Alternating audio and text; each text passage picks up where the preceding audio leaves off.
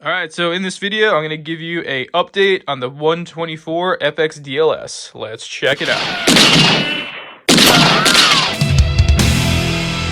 What's going on YouTube? FX DLS Brooklyn is back in the building. And yeah, I figured I wanted to make a really quick, super low budget video just to give y'all a little update about what's been happening with this bike. I've only done the one video just doing the big reveal, and I haven't really done anything else besides then. The reason being for that is I've been riding this bike a lot. So since picking it up, I'm at the 1,000-mile mark, which is what a lot of people consider to be the break-in period. Some people say 2,000.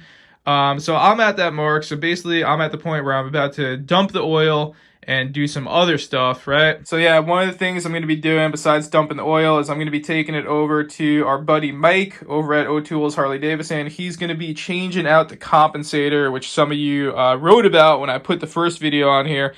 We're changing it from a stock compensator to a man of war compensator, a little bit more of a heavy duty to kind of handle the power that we're pushing here, right?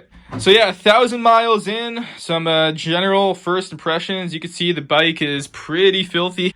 I got definitely a good amount of roadkill and bugs being slayed here. But I gotta say, I washed the bike maybe one time, and the birch white really cleans up really nice. With all the road filth that I have on here, I don't know how much of it the camera picks up, but it doesn't really show as much road filth as the black paint did, which is funny. You wouldn't think that, but first impressions, this bike has been getting a lot of love.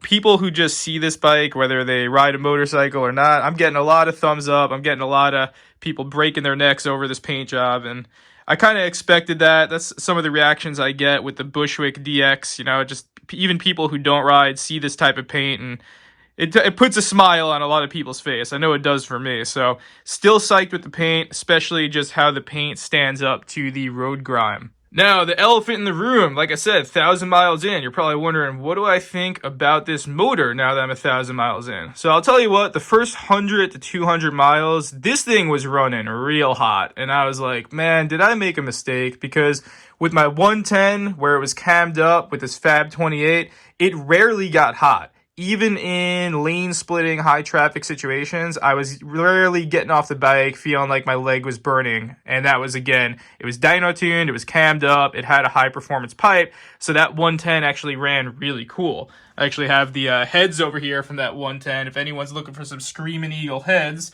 those are for sale. But yeah, the first 200 miles, I was definitely a little bit concerned about how hot this thing was running. But then as I put down more and more miles, it started to run cooler and cooler to the point where I'm at the 1,000-mile mark now.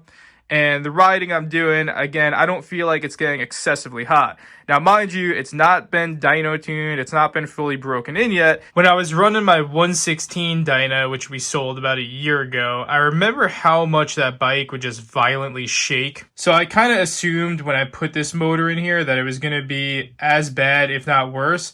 One of the things I was really surprised with upon running this new motor was actually it doesn't really shake the bike that much more than when I had the 110 in here. And I don't know why that is. I don't know if maybe we put it into a more modern frame, comparing a 06 frame to a 2016 frame, could be that. Or if it's the fact that we just upgraded both of the motor mounts to the Big Bear Chopper motor mounts, if that's making a big difference.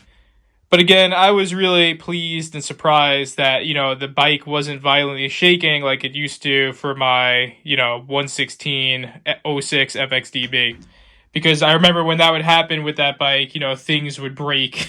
Because again, it was just a really violent motor. So again, I was kind of expecting more of the same with this.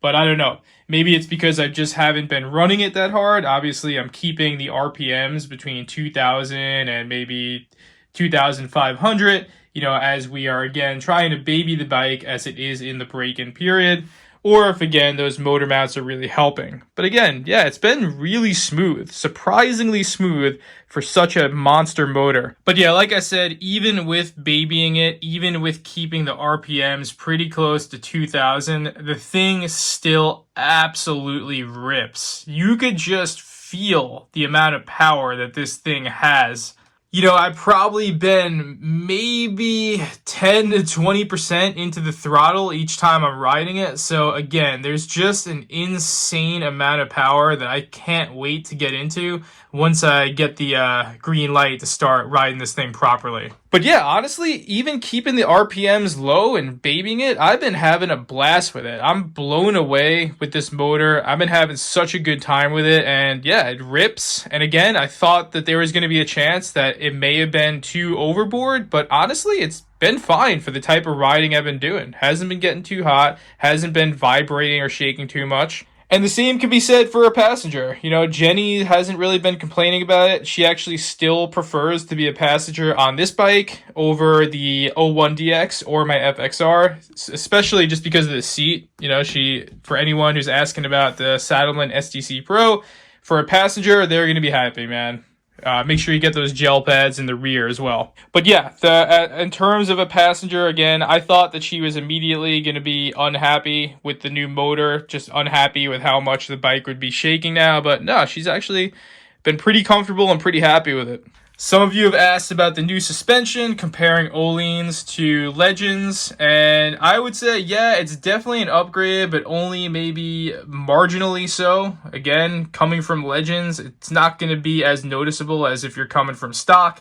Again, I'm still waiting to put more miles on this bike to fully adjust these and dial these in, so I might feel differently once we do that. But it's definitely a small upgrade, but nothing that's going to blow you away if you're running something like Legends and then stepping up to the Öhlins.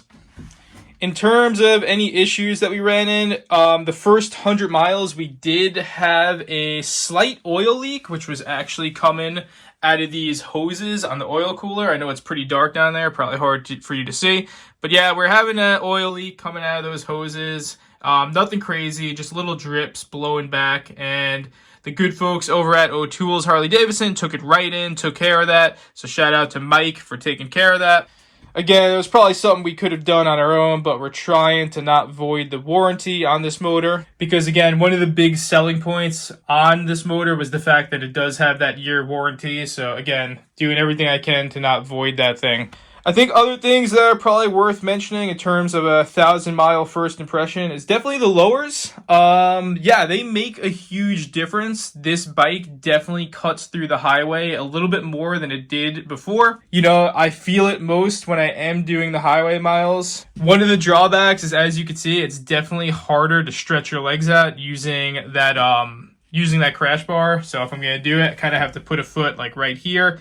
And, you can't really dig your foot in and hug it like you were able to before. But again, that's kind of a minor drawback. I don't see that being an issue in the long miles. One of the things I was surprised about, actually, is I kind of thought after putting these on when riding in the rain, it would keep my legs and feet completely dry. That's definitely not the situation with these. So I did do a good amount of wet riding. We got hit in some pretty gnarly rain this weekend. And what happened is my right foot, which was actually over here, stayed dry. It's going to be hard for you to see, but this one has almost the full lower still there. But in order to run that high performance oil cooler, we had to cut out a good amount of that lower on the other side. So my left foot was getting soaked for sure. So I was like, yeah, one of the reasons why I put this on here was to try to get some more, some better performance in the rain in terms of getting dry. In terms of staying dry, but yeah, I was definitely getting wet on one foot. One of the other things that's worth mentioning about the lowers is I kind of was afraid that it was going to cut off too much air, which wouldn't be good on the hot summer days. But honestly, you still get a lot of air even with these lowers. And what I was finding is if you are in a situation where you want to get less air, you could kind of just you could just hug your leg in a little bit further, but then a lot of times I was just letting my leg or my knee kind of hang out a little bit, and then you'll still get the air that's going to come off of that. So yeah, still good in the hot weather. In terms of rain, don't expect, if you do what I did, to stay dry. You're not going to, but it'll definitely help out for sure. And I think where it's going to really shine with those lowers is going to be the cold weather months, because again, I could already feel it. You're getting significantly less wind hitting your legs, but again, not enough where it's causing an issue in the hot weather riding.